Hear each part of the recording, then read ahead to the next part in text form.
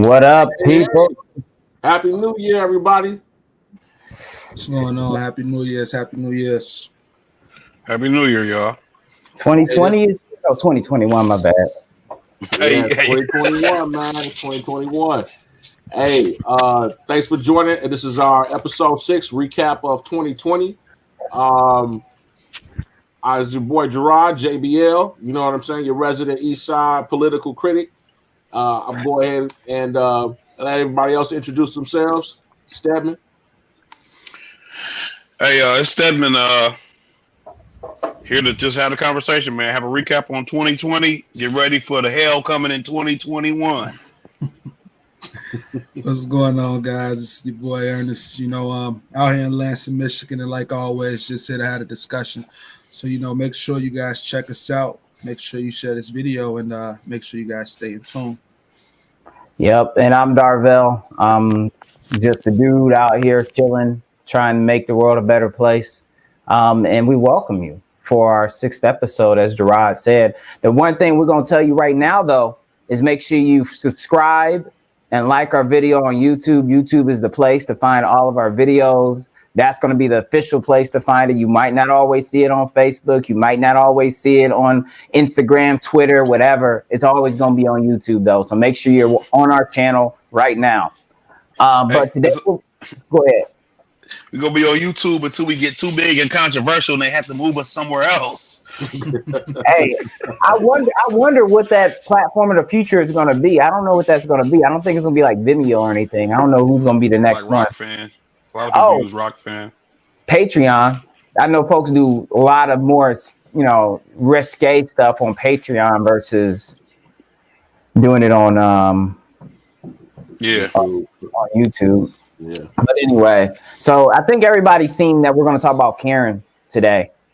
As part of what we got to recap from 2020. Gerard, what you know about Karen, man? No, Stedman, what you know about Karen? That's what I need to understand. What's she do? I mean, Karens are, it's like the stereotypical white lady. Let me speak to your manager. Can't take no for an answer. Got to have it her way. And I mean, she been acting up all 2020, man. I mean, she been acting up forever, if we being honest. But the spirit of white when you tell her she got to wear a mask and respect other people's safety and health, and it ain't all about her, she flips her lid, man. She ain't having it. Karen is a handful. Well, shoot, I think that we might have a video about her. Oh, we should have some video just so you can see.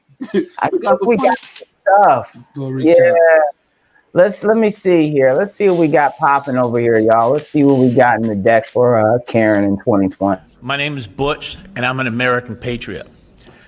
See that flag? I would die for that flag. The Constitution that you are supposed to uphold, I would die for that. It is appalling that each and every one of you sitting up there as human beings, part of the human race, the only race that we have, would suggest to muffle people, to put masks on our face, to keep us from breathing oxygen, to get us to become sickly. You preach pseudoscience and safety. Does anyone care about preserving the liberty of the people who pay your salaries? Some of you are up there smirking and smiling at public comments to which you do not agree. I have the photos, and they're shameful. They want to throw God's wonderful breathing system out the door. You're all turning your backs on it. Can you prove that it's good for people to breathe carbon dioxide over and over and over again? What about PTSD from child abuse situations? I was left in a hot car. You want to cover my face? I'm going to hyperventilate because I remember being stuck in that hot car. What about people like me? We don't matter because of the greater good, right? I own a firearms business. Now, I think you might agree with me that it would be ludicrous for me to allow someone into my shop to purchase a firearm who's wearing a mask, whose face I cannot see.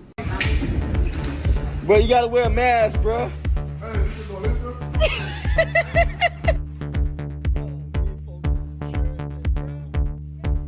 Everybody got on masks, man. Everybody got on masks, man.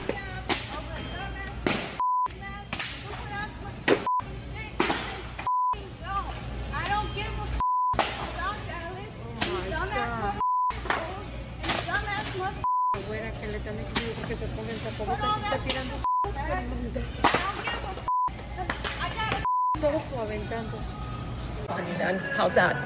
A video? You're not God, and since masks are harmful, where there is risk, there should be choice. You're removing our freedoms and stomping on our constitutional rights by these communist dictatorship orders or laws you want to mandate.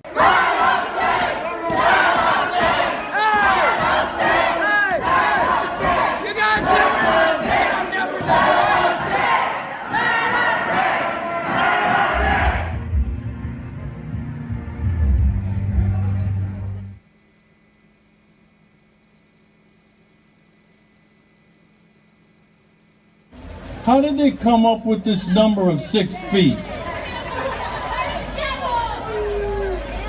I think they just pulled it out of their rear ends. 70 Michigan people have died so far this year from COVID-19. Have peace with one another and fight peacefully and prove how we can have rights like that. Close enough. All right, come here. Oh, yay. Just take it. Hey, give me an 8. Here. Hey, bro. Hey, bro.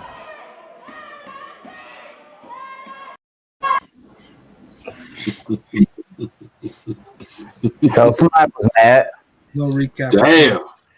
Hey, that one lady was breathing like she had COVID. Hey, let her be free to affect other people and die in peace, dog. So what else went down, like in terms of just people in general, Stedman? Like this was crazy in 2020. Well, yeah, so like just looking at, so they brought up the one video from The Guardian was talking about how they were storming the Capitol, and that was in May. The first day they did it was May 1st. She extended the stay-home orders until like December or something. Like the legislature actually had to get involved. The state Supreme Court had to get involved and revoke her executive orders. But it isn't as though these guys with guns around were actually doing anything. You know what I mean? And I get you can feel like this is restrictive. I get that you can feel like, this is uncomfortable. Because, I mean, even wearing my mask, like, at times it's uncomfortable. At the end of the day, what that makes me do then is just try to stay home more. Because there ain't really nothing open up here anyway. I ain't going to the mall. I'm not trying to buy nothing. I'm not trying to hang out. If I got to go to the grocery store, just try to go in quick, leave. And that's really it. You know what I'm saying? But I mean, you're talking about PTSD from being in a locked car. Like, dog, come on, man. Don't get me wrong. I'm sure there are people who have been maybe kidnapped or tied up or something that this might trigger you. I'm not trying to downplay that, but like, come on, man. Like, I think one thing I wanted to say is like, that video is just a great example of the spirit of white privilege or the spirit of white liberty. And so, they have this sense of entitlement as far as, what their liberties are. And when they feel like the line is crossed, you would be surprised to see what they would do next. In the American government, they know it because, most of the people who run our government are the same folks who are complaining about these liberties being violated. You know what I'm saying? And to me, it's like, I would agree with you about this if it was a situation where they were saying, look, our government isn't doing enough to provide us with money so that we don't have to, if we're going to stay at home for this 6 months, 9 months, whatever the case, we'll be fine. We don't have to worry about paying for bills or whatever. Because, I mean, you can still go outside. You could take a walk. You can still get in your car and drive. Like, there are still things you can do that allow you to leave your house. You don't have to just sit in the house all day and enjoy some freedom. Like, it's not that restrictive. It's not like you got armored guard walking down the street asking you to show papers when you leave the house. Like, that's not what's happening. And so like it's that privilege. It's the idea like, no, man, I can do whatever. You don't see no black people doing that. And I'm not saying none did it. But like when I would be out, if I saw black people who didn't have a mask on, you say, hey man, you forgot your mask. They would quickly run back to their vehicles and get their mask and come back. Like it was nobody was like, I'm not wearing one. Yeah. Because we live in a system where we already got to do stuff we don't want to do. Exactly. You know what I'm saying? We know that this system don't protect us. We already know that the laws are not made to protect us from anything. So we got to try our best to do the best we can to follow the rules because we just want to go in and get out and go on with our day. You know what I'm saying? Ain't nobody trying to have no extra interaction with the police. Right, that's the main You know thing. what I'm saying? Well, we do stuff, you know what I'm saying, is because, you know, that one slight thing, you know what I mean, the smallest, you know, infraction could lead to your possible death. And, you know, and so that's why, you know, we're going to more or less, whether we agree with it or not, just go along with it, because it's like, you know, you're going to lose. You know what I mean? And So, and even to that point, Gerard, like, imagine black folks trying to storm the Capitol with guns and tell her, you know, tell the government that they're infringing upon our civil liberties, whatever we believe that may be. So, I mean, we know how California eventually ended up banning guns in that state. Right. You know, Yeah. I believe the Black Panthers did Yeah, that. it was the Black Panthers, people, man. but only 10 people. So, you know, Yeah, if it you're was looking just- at it was just Michigan, 10 or 15 saying everybody people, out right? there with assault rifles, and you know what I'm saying? It's a different double. It's a double parallel, but it's just like, wow, look at the privilege. You know, Right. Police like, oh, step back, you dropped your cartridge. You know what I'm saying? Right. They would have called that the Michigan Made Massacre if it would have been us up there. You know what I'm saying? Because that's just the reality. Like, we don't have that same protection under law. And so we just do whatever it takes for us to try our best to have no interactions with police, with law enforcement. We just, look, I'm just trying to go get what I got to get and leave. You know what I'm saying? No black people are going to be sitting up there standing in front of police arguing about this is my right and my freedom to do any of this stuff. It's just not happening. You know, it's not happening. Now, my understanding is that they also attempted to kidnap the governor. Oh. Yeah, they was fed up by this point. So basically it was at least 6 guys were there. The 6 guys here. They were they were planning to kidnap the governor, take her and her husband and kids to she has a vacation home in Traverse City. They were planning to kidnap her. Like, they cased the joint. They were going to kidnap her, take her and her family to Wisconsin, and possibly execute her because now some people were trying to say it was like racially motivated, but we got a black lieutenant governor. They wasn't looking at his family, so I don't know if that's necessarily the motivation. Some people say they were just trying to, you know, send a state into a state of chaos, which I can see as being more of a justified viewing of the case. But yeah, so they got caught because they were trying to get explosives and different munitions from an undercover FBI agent, and so they ended up getting caught. And I mean, it was with the Wolverine Watch of the Michigan militia. Like, I heard somewhere that we got like some of the most, or like the single most militias in the country. Yeah, is in Michigan. So, I mean, yeah, man, you got a lot of these people, doomsday preppers, libertarian, don't tread on me. And I mean, you know, there's nothing wrong with wanting to be a libertarian or have gun rights or all this stuff. My biggest issue with all these gun rights people, honestly, the ones who think, you know, like, I got to have a gun because the government is trying to oppress me. Dude, the Patriot Act just got signed again this year. With the Patriot Act, they suspended habeas corpus. They can lock up American citizens indefinitely without giving them trial, and you can't use habeas corpus to get out of it. Why don't y'all go do something with that? Like, y'all keep waiting for this mythical moment, I guess, where, you know, soldiers are kicking your door in, and then that's when you go spring into action. They're taking your rights away every day. Right, and they're literally taking your real rights away. That was introduced under a Republican government. Right. You know that what I mean? That was introduced under Bush. Democrats, quote unquote. You know what I'm saying? They both are the same in that regards, because obviously it was reauthorized during Obama's administration. So it goes to show that, you know what I'm saying, when it comes to the, you know, the working class people, man, you know, and regardless of race, dude, their motives is to put us down. But because of race, they're able to exploit that. I think you wanted to talk something about that too, right, Stead? Well, yeah. So basically just that. I mean, when you look at the dynamic of the situation, poor whites and poor blacks are in the same boat. We're in the same boat. Right. But because of this whole idea of race and this whole, you know, idea of racial superiority, poor whites feel like they have some type of connection with rich white people. You don't have anything in common with Donald Trump or Jeff Bezos or Bill Gates. They would rather you not live next to them before me. You know what I'm saying? they would rather you not, or at the very least, they'd rather not live next to you as much as me.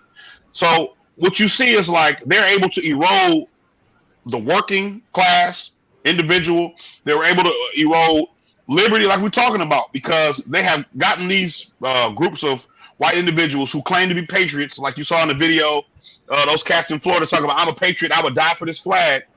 But what they're saying, what they don't realize is you're dying to uphold a system that oppresses you too.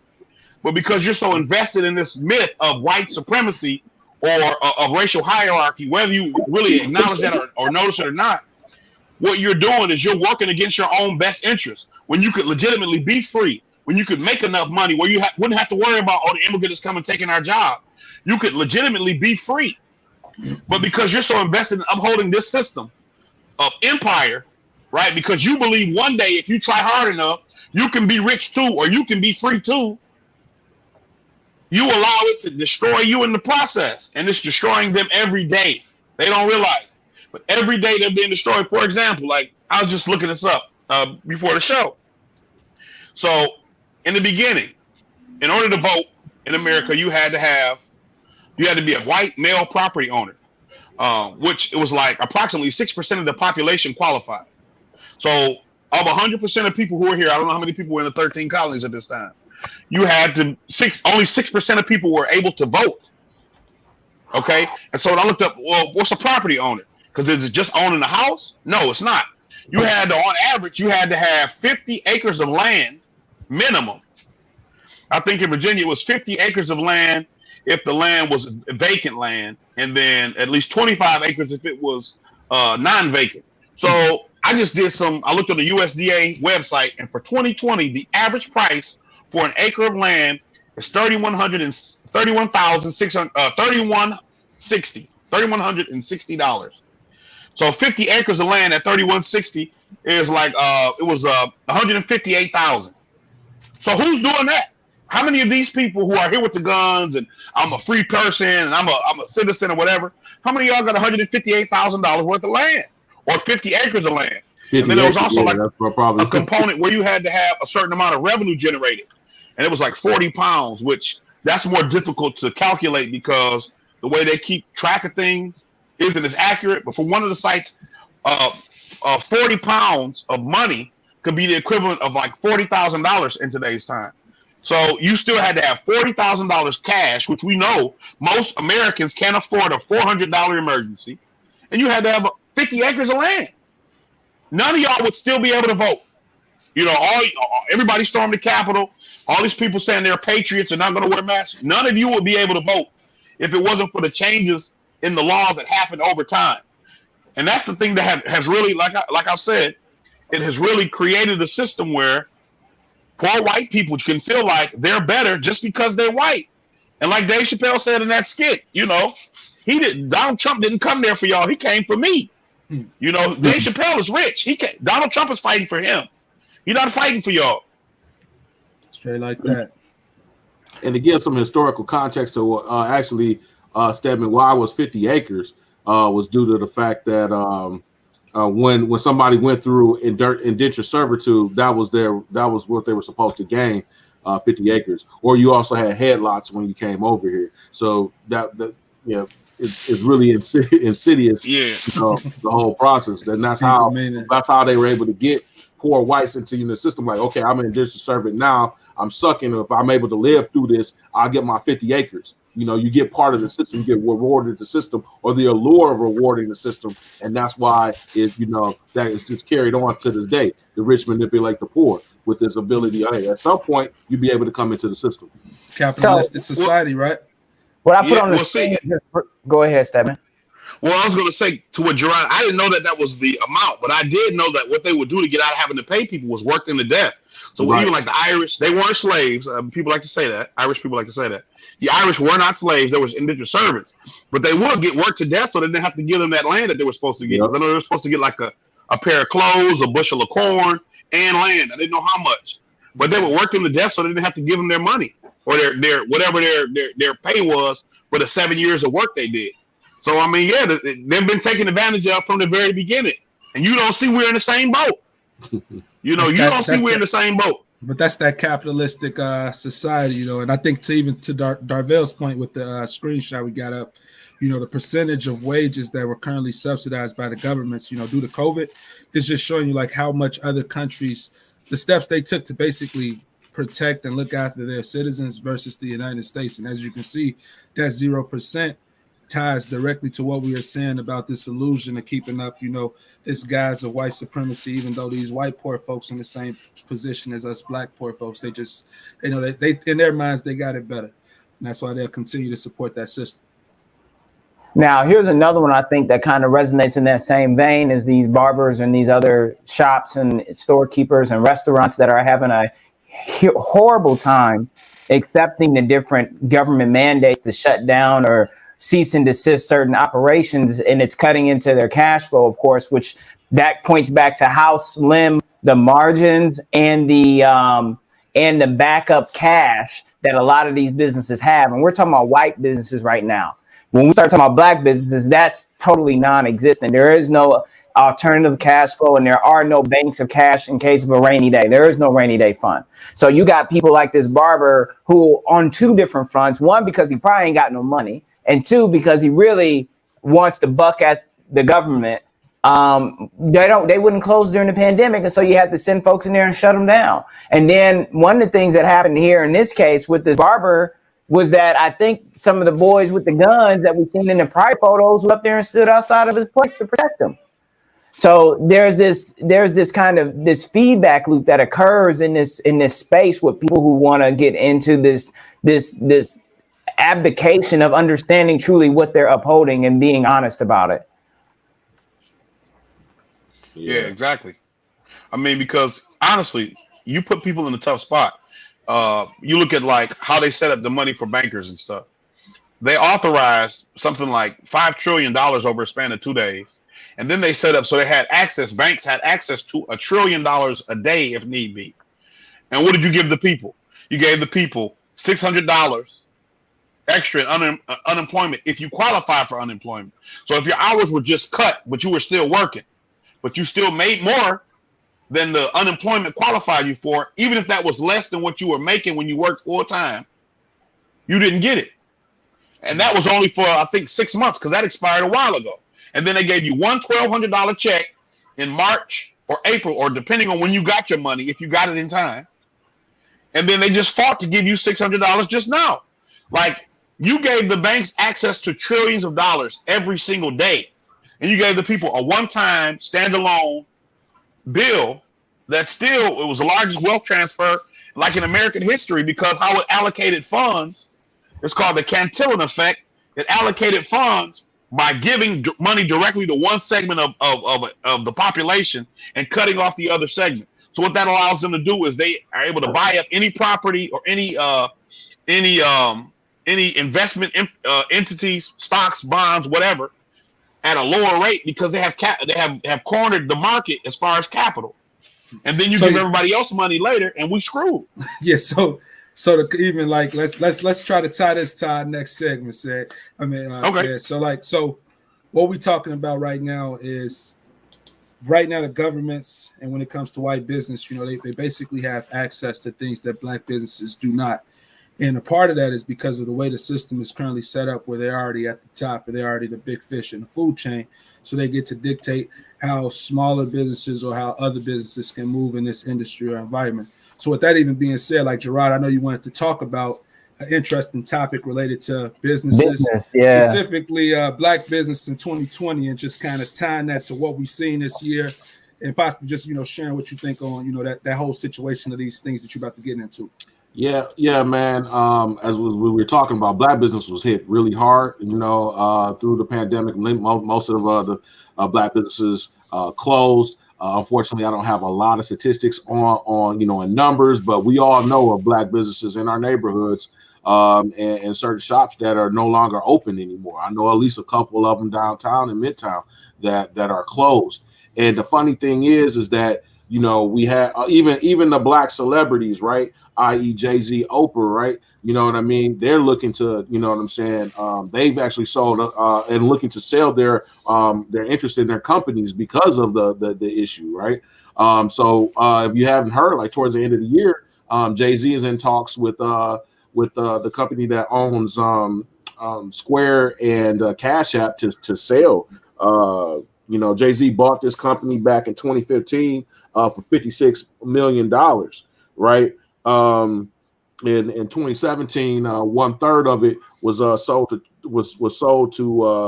to Sprint. I mean, and the what it really shows is that, and the same thing with Oprah as well. What it shows is that we don't have the capital, we don't have the money, right, to actually continue to fund our businesses at the levels that they need to be. So, in a lot of times, you're going to end up,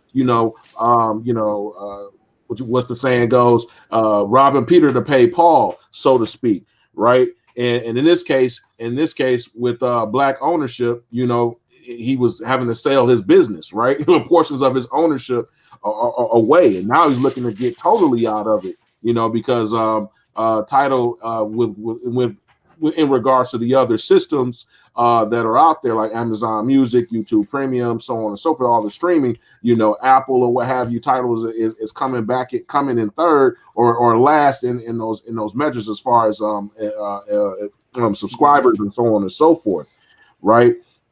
Another thing too that we get told is that we are we look at Jay-Z, we look at Jay-Z and Beyonce and our celebrities, and we say, Blacks are in business as well, you know what I mean? But when you really look at the crux of these actual organizations, as far as who's leading it and who's actually employed, is really a lot of white people. One of the if we can look at and see, when Jay-Z hired the company, obviously it was a already existing company. There was already a white CEO, and this is also to show you the problems also that company was having, because from 2015 till 2020, they've already have gone through 3 additional CEOs. And if we got a picture of them, none of them look like us. With in regards to Oprah, she is basically only owns 5% of her company.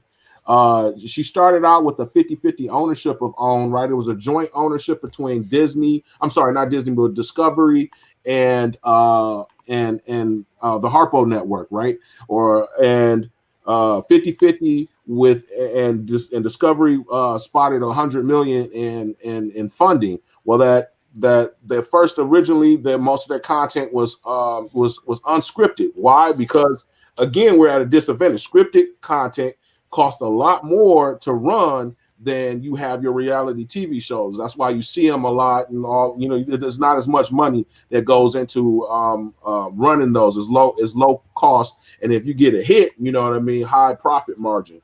But so eventually she ended up having, they ended up having to get content, got into a deal with Tyler Perry and his studios. And anyways, it costs more money to do that. So so she started off in 2011 with 50-50. 2017, Discovery buys another portion of it. Now the split is 70-30. And then here we are today, I believe it happened sometime in December. The Discovery bought 95%. And now she's only at 5%. So she's still the CEO, but of OWN. But Oprah Winfrey Network she doesn't own Oprah Winfrey Network.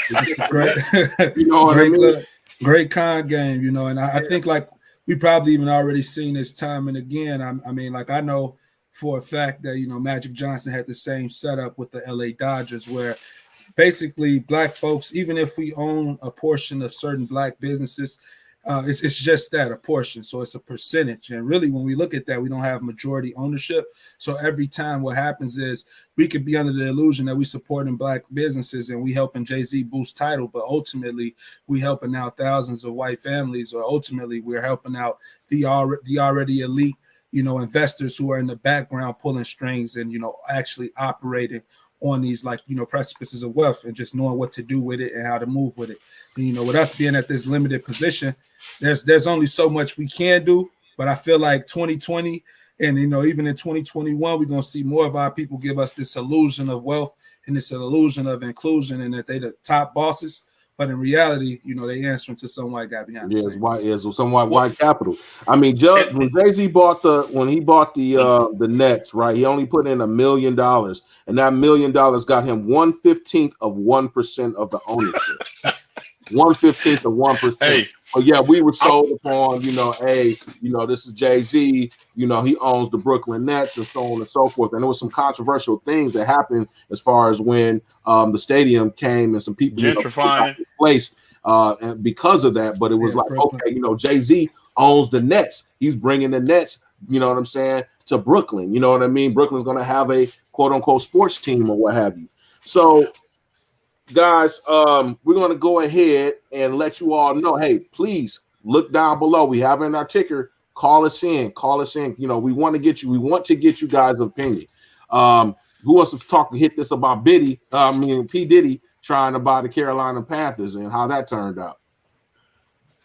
Well, I was actually bring up the Jay-Z thing again because I was talking to my wife about it this morning, and I was telling her like of a $1 billion full investment and investing $1 million, or it might have been 1.5 because it's 1/15 of 1%, is the equivalent of me saying I own Coca-Cola because I got 2 pop cans in my trunk. Like that's what that looks like. You know what I'm saying? Like that's nothing to talk about. But because the con game is all optics, it's an illusion. Jay-Z's just master businessman. Like, no, he's not. He's rapping. He capping like every other rapper ever who rapped. That's all. It's cap. It's pure cap. You know, it's just cap. And like, we don't know better. We haven't learned yet. And one more thing, I found some information from CNN about the black businesses. So what they're saying is 41% of all black businesses, which amounts to 440,000 jobs, are gone permanently. And on top of that, it's already been stated. Like I got another article I got pulled up, but basically, you know, during this pandemic, America has created an additional 100 plus billionaires. So it just shows you that there is a system. Well, not even 100. It's based on this NBC News article. 56 new billionaires since the pandemic began. You know, that just shows you like there wasn't any. If we look at those numbers, there isn't really that much black representation unless they're going to count Kanye West or somebody like that. And again, comes down to that illusion of inclusion. You know, Kanye, we're hearing a lot about him with an Adidas, but really, does he own Adidas? Does he own these major companies? Not really. So that's a part of this scam that we're seeing on and on. And I mean, even I want to say, it said that billionaires added about 931 billion to their net profits overall, and I want to say like Jeff Bezos added like 7 billion more since the pandemic happened to his overall wealth. So he's like got to be worth $200 billion, and he said he wants to be worth $1 trillion. So I mean, like, you got to be a sociopath to even say something like that. But like what do you do with that much money? And what that shows is like there's a need that exists, and these people are exploiting that need to generate wealth for themselves. It doesn't contribute to society. You don't have an idea, you don't have an idea that's just so groundbreaking that it generates this much wealth. You're taking advantage of a situation, And just getting back to like what Gerard was saying about the P. Diddy. He was trying to buy the Carolina Panthers when the owner had to sell the team because he was racist. Shocker, North Carolina. Who was surprised? And he was trying to get with Steph Curry. They were going to try to buy the Panthers. And needless to say, they were completely shut out because they don't have that kind of money. You know what I'm saying? It was like, I think it sold for like, it was like 7 of them, and they had to put money together. And I think the team might have only sold for $600 million, and they had nothing near that.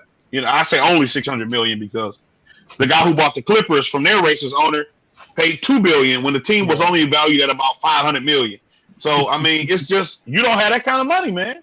Yeah. You don't have these people. We believe that there's some kind of mogul, and we get wrapped up in this worth. Oh, they're worth, like Kanye, you worth $1 billion. Worth means if I sell everything I own, this is $1 billion. Mm-hmm. Jeff Bezos is worth $200 billion.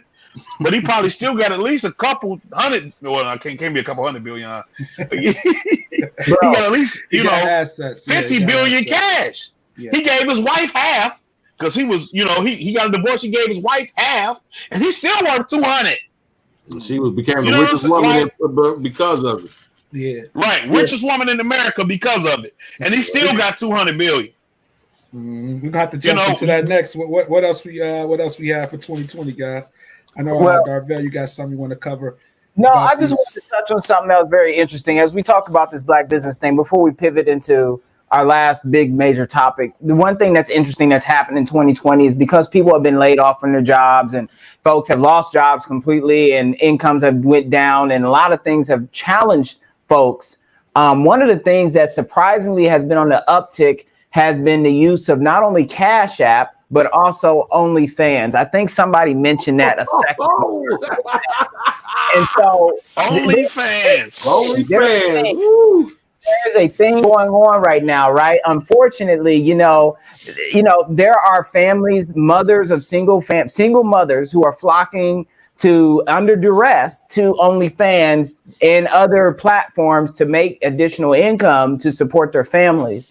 And there are things like that are going on. And I'm telling you right now, because we know it's disproportionately impacting the black community, there may be more in numbers whites who or non-blacks who are on these platforms, but I really do question the percentage relative to each ethnic or racial group who's actually running over there, right? Because we already know Cash App become the bank for people who are underbanked. We already now see that OnlyFans is kind of like the Patreon for the underground world, right? In a sense, like there are pieces in this article that talk about how there's women who are just like, they felt like they had no other options and, things that have come to fruition that they never imagined. They're getting into holes. It's just getting crazy. And they're keeping a lot of these folks somewhat anonymous, but they very well may also know for a fact, especially if you're talking out like this one's in Minnesota. Come on now. It's just interesting and it's scary at the same time. So people have joked about it in popular culture, but the reality is, people who have talked about OnlyFans in a semi-serious way. And that's the problem that I think no one really wants to talk about. There is the fun part, but there's the reality of the income. Right, exactly. I mean, I believe Beyonce, even in one of her songs, talks about, OnlyFans in the song. You know what I mean? And it's crazy, man. This is the digital way of I'll do something strange sex work. Doing something strange for a little piece of change. This is just the digitalized version of it. Fueling the gig economy. You know what I'm saying? Was that opening up the avenues? You know what I'm saying? Yeah. At one point, it was illegal to have any pornographic material in the United States of America. So let's just look at where we're at today, 2020, where the average citizen can actually start a subscription to get into line of work that's similar to that. You know what I'm saying? Well, see, and I looked up. I was looking up an article because I'm like, this is really like you see it on Twitter and stuff, and I'm like, this is really crazy. How many people? Like you see more people trying to say, legalize sex work and all this stuff. And I believe that if two consensual adults are having sex and they want to pay, that's their business. I don't think you should put people in jail for that. That's two consensual adults. However, I also wanted to see with the increase of people turning to this profession, because I don't care what you say about how it's liberal, it liberates women or whatever to be in control of their sexuality.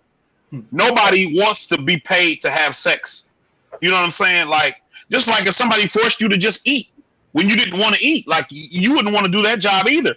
And so when we look at something as intimate as sex, and we look at how many people are turning to that, I'm like, is that a sign of a social decay? And I'm not looking at it from a moral perspective where I'm saying this is a sign of a moral problem in America, but is this a sign that there's nothing better for people to do as it pertains to work or opportunity? Because you see so many college people, college students, college graduates trying to pay off loans, people looking for sugar daddies, sugar mamas, how do we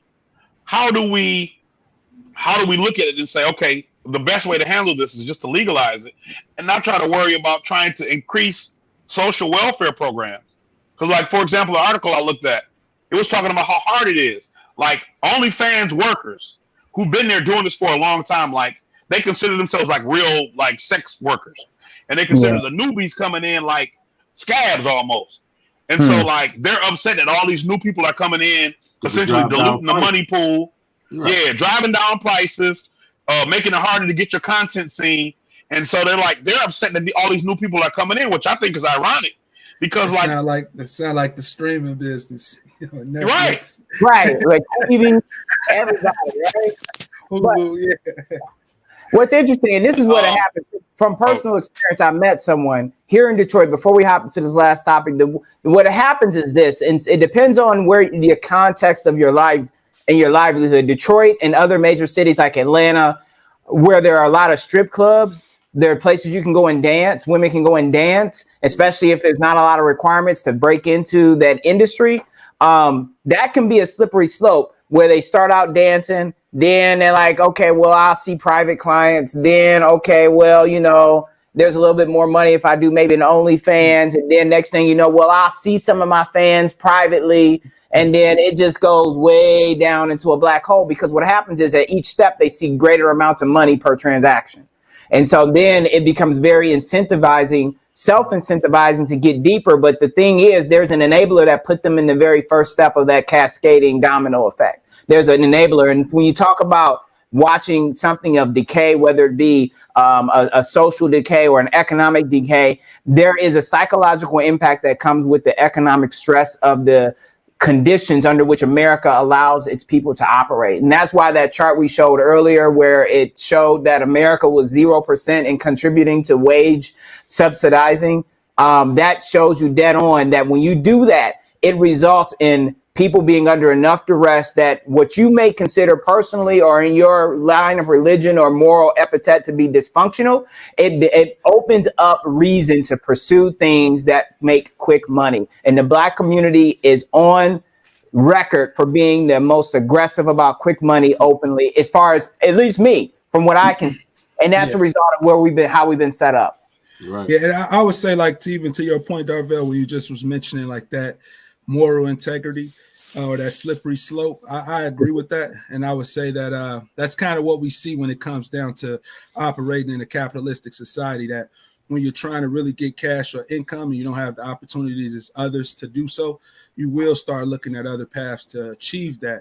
And so with that, we see a steady chipping away of someone's moral integrity just to get money, similar to what we see when, like, celebrities, when they go after more fame, they do more drastic things, and it's just almost as if they're changing themselves in order to achieve this level of income or wealth that they're seeking to attain in America. And so even with that being said, if we're talking about moral integrity, I think that's a good point for us to pivot into our next topic, which is going to just be about the wealth situation. So if we're talking about moral integrity, like you said, most of our people are chasing after the quick dollar. And the reason why we are chasing after the quick dollar instead of the slow dollar, which would be investing, trying to work your 9 to 5 to build up your 401k, as well as have your own personal savings in order to do more things in this capitalistic society that requires actual money or dollars to be spent in order for you to have a better living. And so I think, like, if we talking about the inception of our people in America, we know that we started out as we started out our people as the enslaved class. And so what we've seen is that after enslavement, there was a failure to allocate, the equal amount of opportunity for our people in order for us to succeed or get to that next level in this capitalistic society.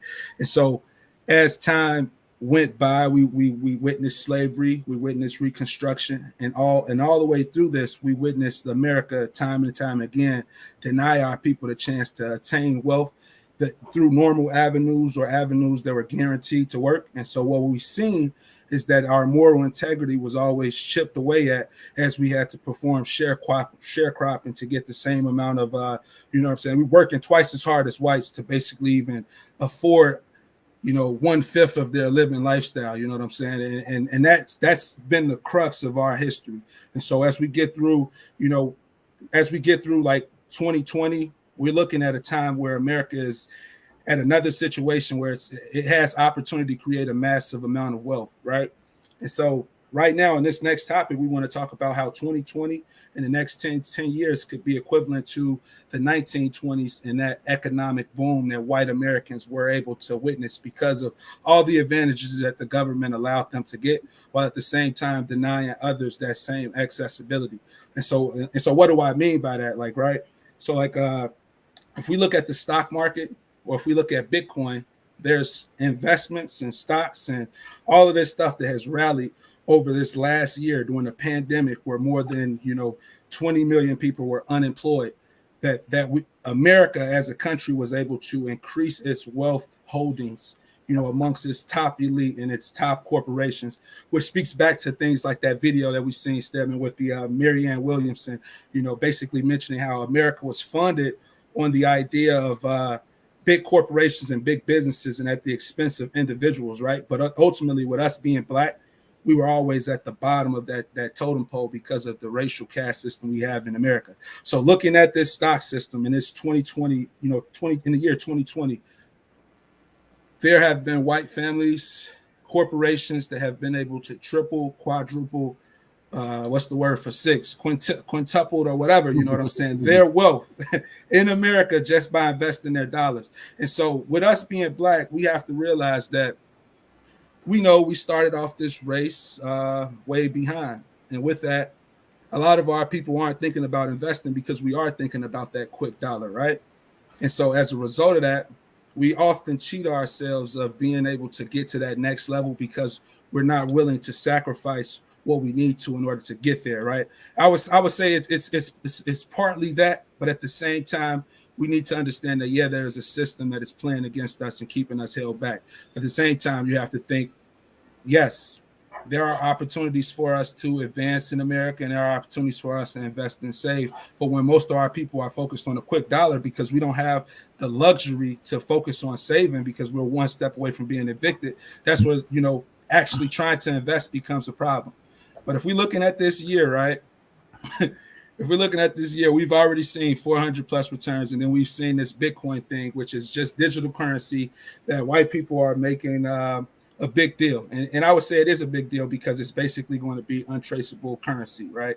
And so with Bitcoin, we're seeing it skyrocket to new levels, and we're seeing all of these news articles about getting in on the stock market and trying to invest. One thing I would want to warn our people is that because we're so behind on wealth, we might have already missed our chance to invest in this. And if we did decide to get in today, we could be entering a bubble. And from there, we could lose more wealth than we already have. Because you know what I'm saying? We don't have anything at this point with 50% of our race being, in the negative wealth category, right? Yeah. So like that's something.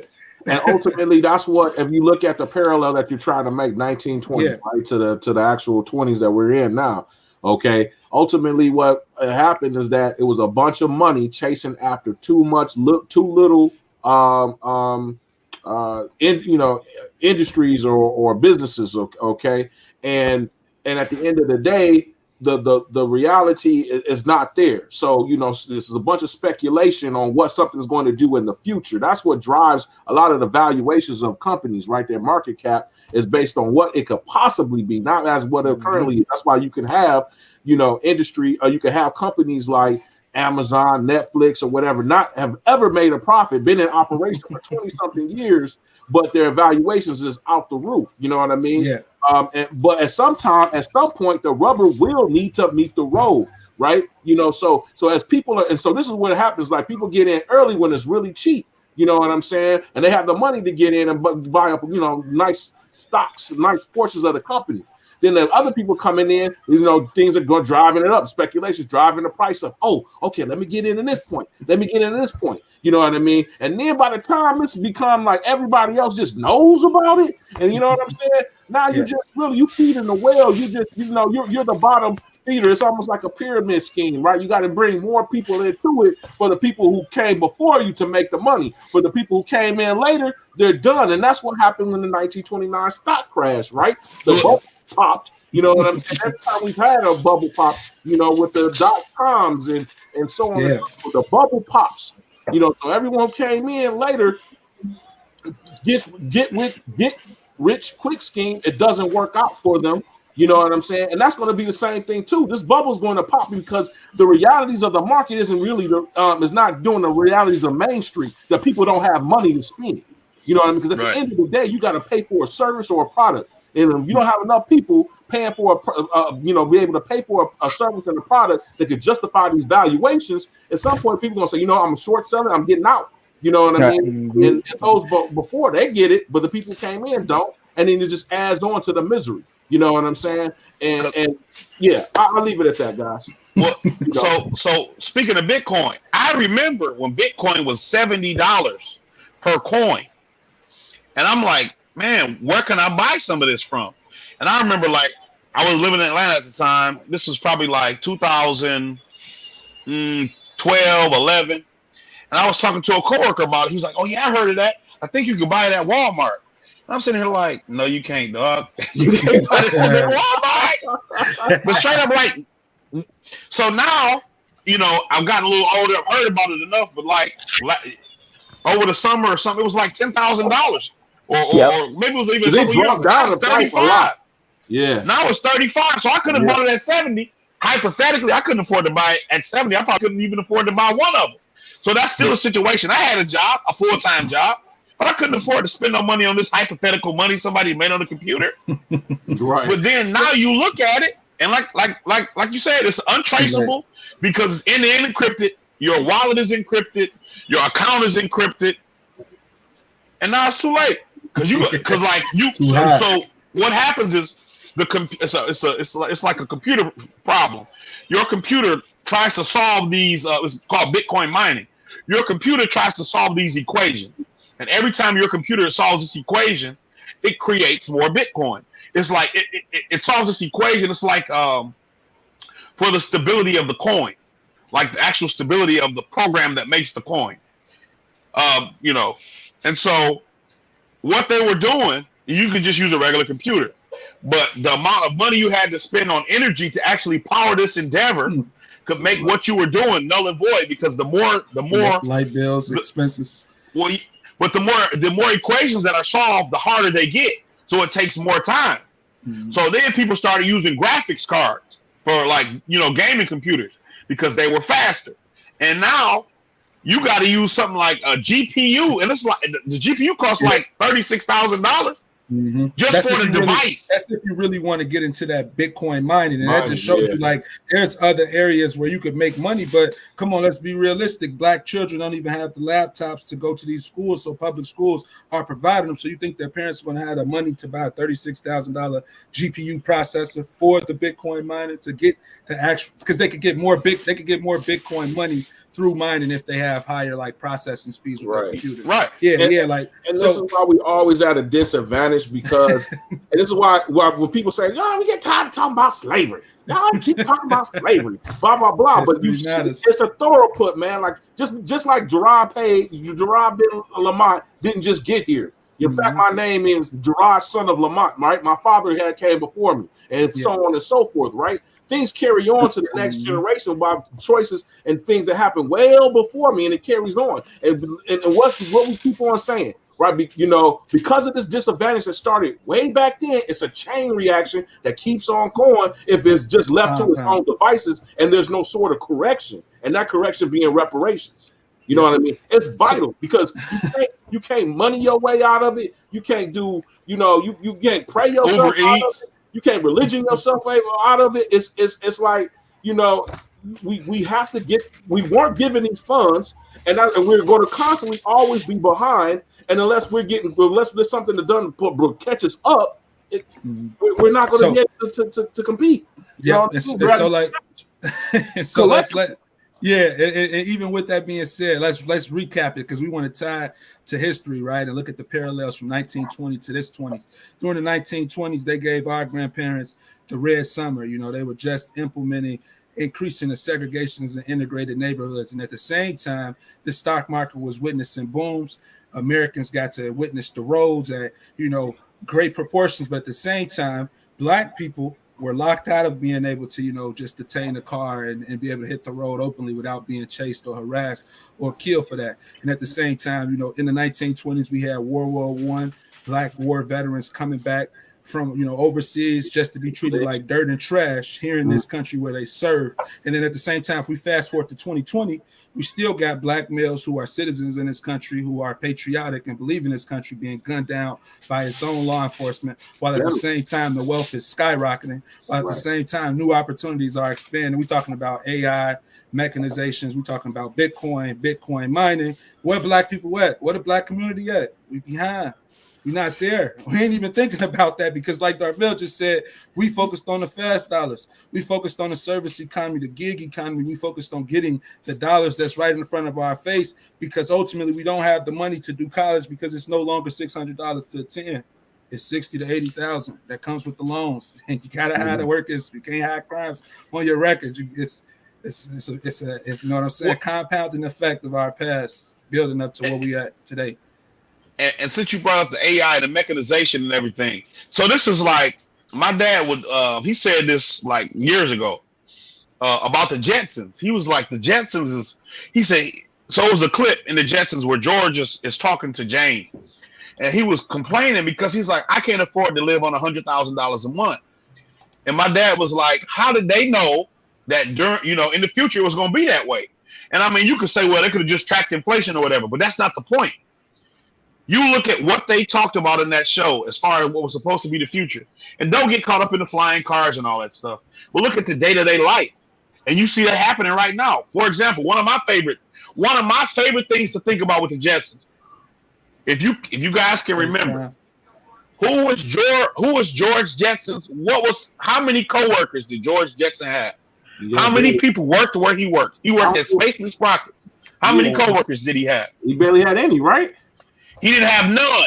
The only coworker he had was the computer Rudy, who used to talk to him. And George sat at the desk all day and hit that red button all day long and complained about how hard his work was. But he didn't have no other employees. He was the only one. He talked to this computer who talked to him. That's AI.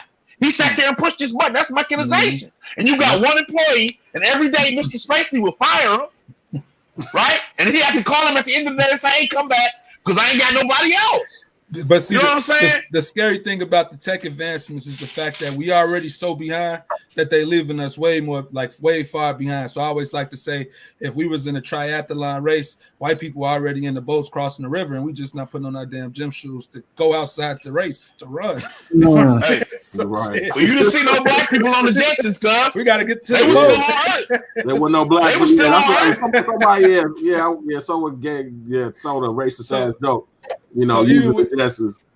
Go ahead. So, like, even with all of that said, like, what I'm really trying to say about this stock market is that, yes, we may have missed our chance to invest, but at the same time, that opportunity is going to come again.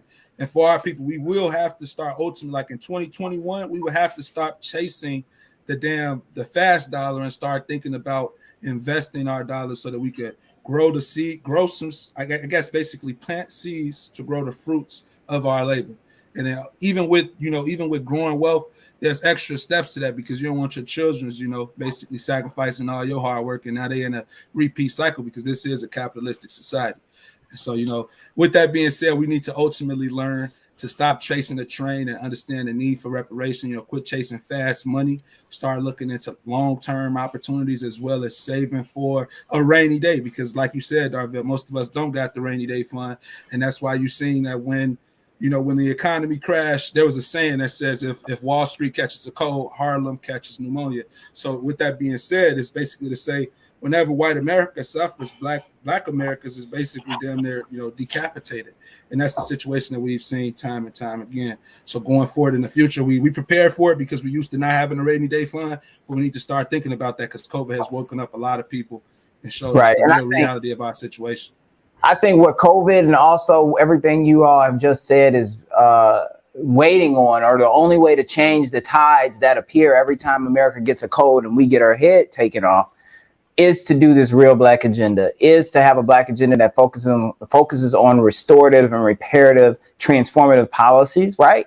And specifically, when you get into that type of discussion, you have reparations, just like Gerard said, and reparations is unavoidable. And if you don't put all of those things into the pot and cook them together, we're going to be back at the same discussion table talking about the same basic principles of failure in 10, 20, 100 years.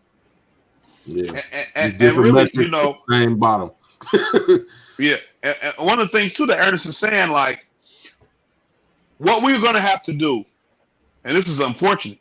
I mean, we got to do these two things at one time. We have to fight for restorative justice on the one hand, because we always talk about how you can pass on, wealth, houses, whatever, good things, but you don't think about how you pass on losses, you pass on liabilities, you pass on deficiency too. You know what I'm saying? And so, what we're going to have to do as a group too is we're going to have to learn to live with our family. I mean, in ways that we haven't had to do for our people from the South used to live all in one place together. We're gonna have to do that again because the situation is getting untenable out here. For you to have a house and you to have a house and you to have a house, and you got or an apartment. It's 4 of y'all in your family, and 2 got a house and 2 got an apartment. You paying 4 cable bills, 4 light bills, 4 heating bills. Right. When y'all gonna have to figure out how to live together like a real family and consolidate your money. You know what I'm saying? Consolidate your bills. Learn to love your mom and your dad. Learn to love your brothers and your sisters. Learn to get along, because only the people who are willing to make those sacrifices, on the one hand fighting for restorative justice, and on the other hand learning to roll with the punches, is going to survive this. It ain't no other way. The money is being consolidated into the 1%. All that money. 614 billionaires made $931 billion since the pandemic. That's almost $1 trillion for 600 people. Okay, the money is coming from somewhere. You know what I'm saying? Right. If they got money consolidated up here, it's coming from us. So I mean, the government's not going to do this tax thing on their own. We got to do something about it, but we got to be nimble. So with that being said, let's do something here. Let's kind of get away from the analysis of 2020. Let's just take 5 minutes. We know what 2020 did, how bad it was, how good it was, the things that came out of it. So given what 2020 was, what are your predictions for 2021, guys? Just quickly, what are your top 2 predictions or so, Ernest, coming into 2021? Yeah, so with 2021, I see most of the same things that we've seen in 2020. I still think that the stock market is going to perform well because ultimately, white America is basically not going to let, I guess not even white America, the government isn't going to let white America fail, because that is what they constitute as the core of America. So, with that being said, I see the stocks still doing their thing, but our people have to realize that we may be late to the race and that we could be at the end of this bubble. And so, with that, practice caution if you want to invest and start practicing, savings and things like that for 2021. But outside of that, I still see that, from our political situation, that I think that there's going to be more police killings. Just recently, there was one, I think, in Columbus, Ohio. That hasn't been getting too much major headway just because of the political cycle that's currently capturing all of our attention, and that's what the mainstream news media wants to show us. But ultimately, Joe Biden, Kamala Harris, they're going to have to decide for that. With 2021, I would say that after tonight, in our next show, we may be able to go a little bit more onto what the political landscape will look like after the Georgia race is decided. Historically, Republicans always show up when it's, these secondary races that aren't really just the general elections where the president's being elected. And so, after tonight, I will honestly say that I will have a more clear picture on what the next 2 years could look like for us if we had a Democratic Senate. And that's just not to say that they can do more. It's just to say that all of the black folks who voted for Joe Biden in 2020, they should expect more because of the fact that they had the power to do some changes for them in their futures. So, all right, July, two hit pieces. What you got? Well, piggybacking off of what Ernest just talked about as far as the runoff elections. Here's my thing: whether the Democrats win, the Senate, they're not going to do much because it's a slim margin, and Democrats have always they're scary and they're going to play it conservative, and they're going to only do the least amount that was going to irritate the Republicans, and which means that it's going to be the least amount of any real transformative change. All right. With that being said, if they lose the 2 Senate runoff races, then there's going to be a split government, and nothing's going to happen at all because the Republicans are definitely gunning to make sure that Biden doesn't succeed, and also they're going to ultimately blame all of the non-movement on the party that runs the presidency, because that's what tends to happen. So they're going to lose big in 2022. They're going to lose more House seats in 2022, either through there's indecision, or B, the Democrats are not going to do much, and therefore, come 2022, they're going to lose House seats. The Democrats again to the Republicans, and then come to 2024, here comes Trump again, or someone Trump like, or what have you, and they're going to win back the presidency back in 2024.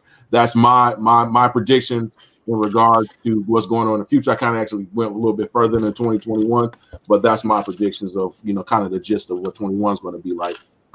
What you got off the dome, Stedman? It's gonna get worse. That's my honest assessment of everything. Whether the Democrats win Georgia, which right now with 30% of the vote in, Ossoff and Warnock both have a 3% lead over Loeffler and Perdue. So if they win, you're still not going to get like a Medicare for all. You're not going to get an increase. You might get a $15 minimum wage, but they might increase it over 10 years, which by that point, with the rate of inflation, it's going to be the same as the $7.25 they got now. Yeah, already meaningless. Yeah, I mean, you're not going to get anything good. The only thing I'm hopeful about is that it seems like people are on Joe Biden's head. I mean, you have those people who are like the blue check Twitter, the people who are like the blue check, the black gatekeepers, who are really like invested in Kamala Harris and Joe Biden because they want some crumbs. They're not getting the cookie, but they want some crumbs because, at least they can get some crumbs. Yeah. And so like they want to believe that they're going to do some good things in spite of Joe Biden's 50-year history, in spite of Kamala Harris's history as a prosecutor. And so what I think, though, is the majority of people are waking up and they're going to hold them accountable. Now, what that could mean, like what Gerard is saying, is that 2022, they lose the House. 2024, they lose the White House. And so you're really back in this cycle of, either Trump or somebody worse than Trump. Somebody who was able to navigate the political system, unlike, Trump, because he wasn't really able to navigate the system at all. Yeah, he just was able to do the talk. You kind of see Tom Cotton setting up for them to be that guy. Right. And so Tom Cotton, what's Eric Swalwell is really, those two are really trying to push, because Eric Swalwell was the one who was the one Republican senator who supported the $2,000 checks. So, I mean, they're setting themselves up to do that come 2024 to be the president. They're setting that framework. And so, I mean, I don't see how it can get any better. You still only got a $600 check one time. You haven't gotten the check since March or April or whenever they first did it. And you got one $600 check. That's, if you back on your bills, that's $600 ain't gonna help. If you back on your rent, your mortgage, that's gonna expire. So I mean, it's gonna get worse. The only thing we hope is that the people are waking up. It looks like they're waking up. So maybe we can all get into the streets one day and flip this thing over, join hands in unity and understand restorative justice for the working class, black and white working class come together. It'll be a utopia, and we'll overthrow this capitalist power structure and have peace in America once and for all. So I'll give my piece, just kind of building off of what you said, Stedman. I'm hoping in one way from a activist and advocacy standpoint, I believe that BLM, for what we know it as right now, we know from the inner workings, us being advocates in this space, that people are starting to see that BLM is not really all that they thought it was. They're finding there aren't a lot of roots under the grass that help them understand where to go from here. And so I'm predicting that there will be more disillusion growing of BLM as we move through 2021. People are going to start to try to understand more about BLM, and they won't find anything. And they'll find that it's emptiness with no policies, no proposals, no specific gravity of transformative politics that we really need. So I think that people are going to become more disillusioned with BLM than we've seen at the end of 2020. And then also, I guess, as you said, the police brutality is not over. It's just going to continue like business as usual until we do what needs to be done in terms of really grasping these policies and enforcing our humanity through protective policies that are going to protect the Black community in this country. So if we don't have that stuff, it is what it is. It's just going to be So the same. quick question for you guys then. COVID question. So what you guys thinking about the vaccine over the next 2 years, given the fact that we have seen new strains of this virus, and they're saying different things about how easy it'll be to detect those ones or to fix them. You know what I'm saying? The vaccine is going to give people, right now the vaccine rollout is going terribly, right? And what's going to happen is they might fix it getting through February into March. We're going to have a much more delayed herd immunity target that's going to be pushed out to late fall, if that. And when that starts to look more realistic, people are going to start acting a little erratic as they get the vaccine. People are going to be running around without masks, and folks aren't going to want to follow these orders. I think in the summer, we're going to see a reprieve, right? People are going to step back, able to breathe because they can eat outdoors. They can go do things outside, and the weather's going to be permissive of that. But it's just going to be a very hard go throughout most of this coming year because of how slow the vaccine rollout has been, and all the issues, the abnormalities, the symptoms, the different stories of people having everything from palsy all the way down to severe allergic reactions. This stuff is going to keep pushing people back and away from the Pfizer vaccine and then the Moderna vaccine. People are going to fall back, and at best, we're going to see people take a greater sense of safe comfort with the AstraZeneca vaccine, which is more of a traditional vaccine relative to the other two mRNA vaccines. So I think it's just going to be a longer road ahead. People who are against the vaccine are going to be against it until they get beat over the head by the government. Yeah, man, you wrapped it up. Go ahead, Steve. Well, about that strain, so at least from what I've heard, when viruses are more contagious, they're typically less lethal. So I looked up today to see if there was any connection between that and the coronavirus strain, the newest strain. And I saw some reports saying that there is hope that a more contagious virus will be less lethal or have less damaging long-term effects, like the symptoms and stuff will be less severe. But then I also saw that it said that the new strain might not actually have less lethal or less severe symptoms. So, I mean, this whole year, 2020 is throwing everything out of whack. So, conventional wisdom or whatever is just, you can't count on it.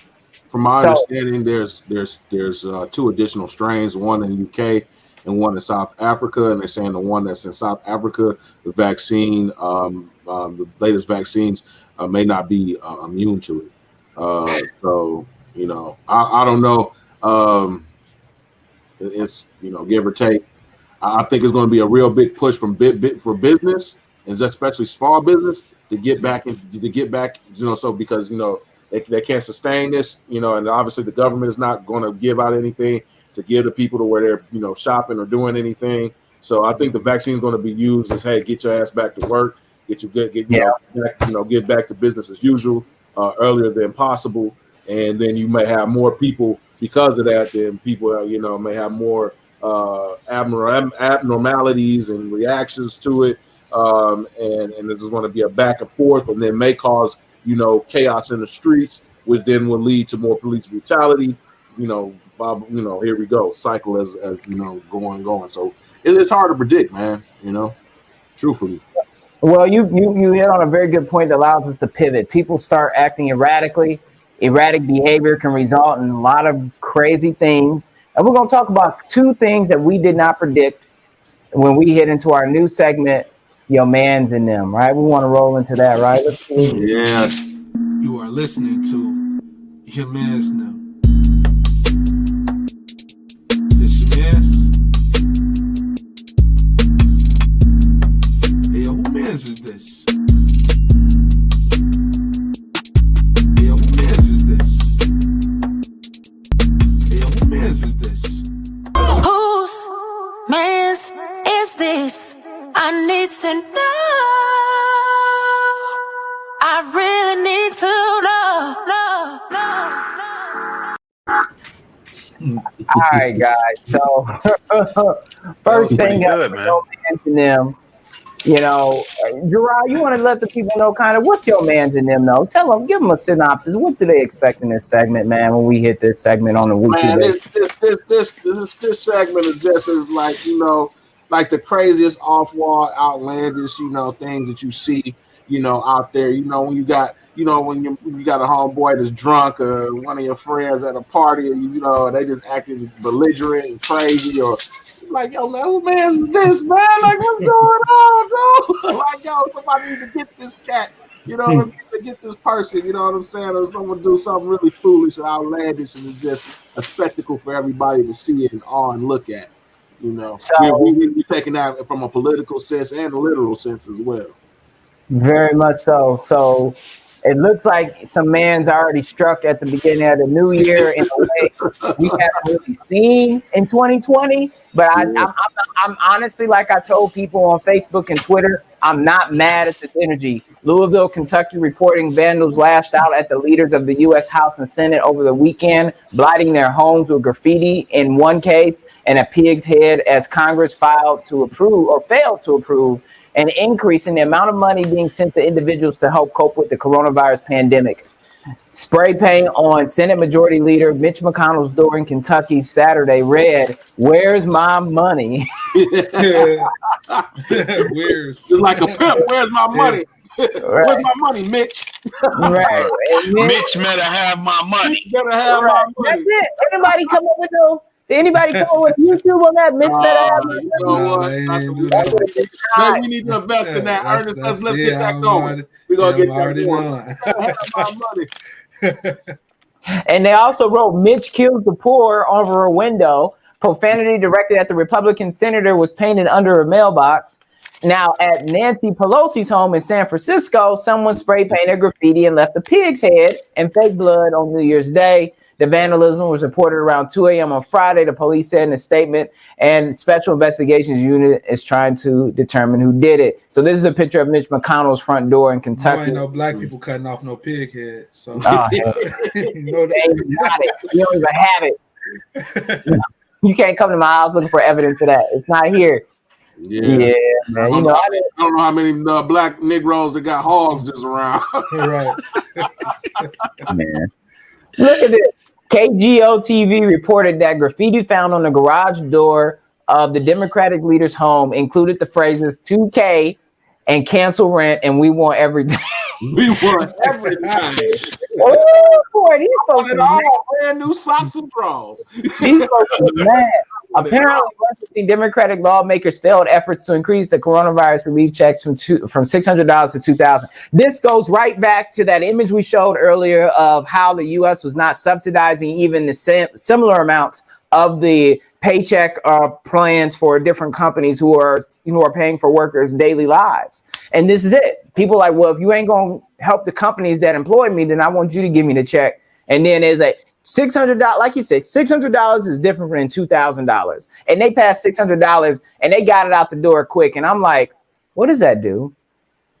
Hey, the crazy thing about that 600 is they said if you don't get it by the 15th, you're just gonna have to file for it in your taxes. So what does that mean for folks who depend on it for rent and all of that? You know what I'm saying?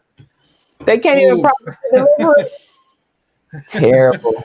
But see, we need some of them good patriots who came to the Capitol and the good patriots in Florida who willing to die for the flag to go stand outside their representative house and stop standing in front of us coughing everywhere.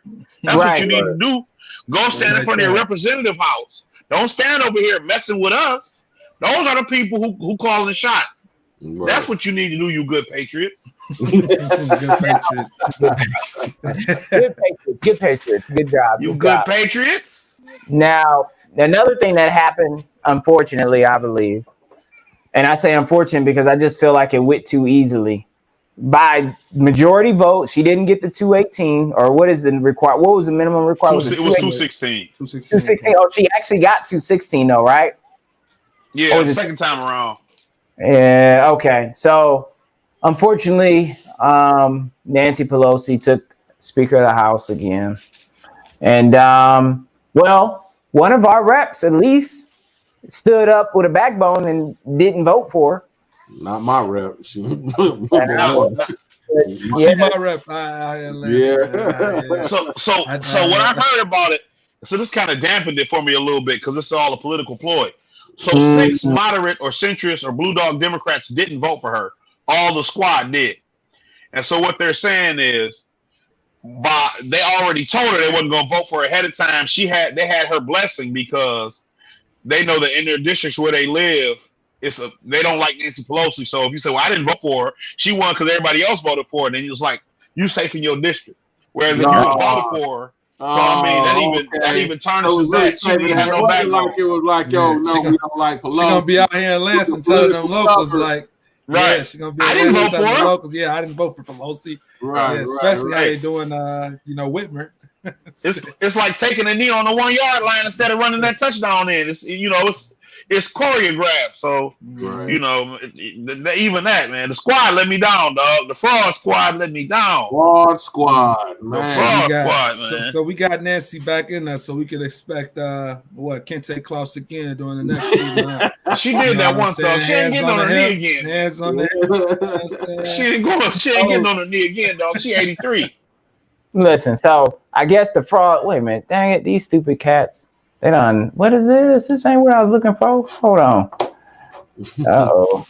That's all right. The fraud squad. See, that's violence. Some of the people out there saying that's violence. But you can't do that. You can't put that picture up. It's violence. They said it's violence, huh? Hold on. Yeah, it's violence to hold your representative accountable. It's violence to be upset. Right. You put these people in government. You employ these people, and you can't be upset because they might be your allies. And it's violence, man. Get out of here. Whatever. That's my natural. Like Dave Chappelle said, no, I can't stop yelling. This is how I talk. This is me, baby. That's me. That's 2 volumes, loud and louder. Yeah, there we go. So here's the issue, right? So this is the new squad, newly upgraded, unfortunately, and I don't know. Like, I'm just so saddened by this. Got a little black male in there. Yeah. I can't even stay in the camera. I'm saddened by it. Yeah. Well, you know what's so crazy? Because Jamal Bowman and Corey Bush was talking to Dana Bash on CNN, talking about, our constituents. We don't know if we're going to vote for Nancy. It depends on what our constituents say. And she was like, what do your constituents want? And they fighting over each other to talk. And then Jamal Bowman's like, well, they want reparations. They want Medicare for all. They want HR 40. Nancy Pelosi didn't say none of that. And y'all voted for her on the first ballot. You know what I'm saying? Y'all voted for her quick. Nancy Pelosi definitely ain't gonna make sure that shit happens. None of it, man. None of those issues that they just talked about. Yeah. So yeah, that's I'm just looking at this photo and I'm just like disappointed and like I don't even know what this means.